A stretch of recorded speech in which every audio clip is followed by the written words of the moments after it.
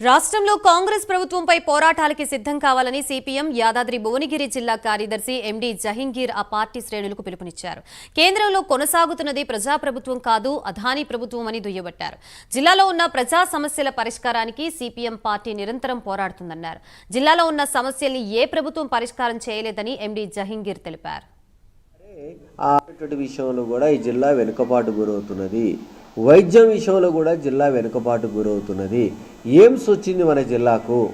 AIIMS వచ్చిన తర్వాత ఇప్పటికి మీరు చూడండి, కేవలం చిన్న చిన్న వ్యాధులకు చికిత్స అవుతుంది తప్ప పూర్తి స్థాయి వైద్యం ఎయిమ్స్లో లేదు.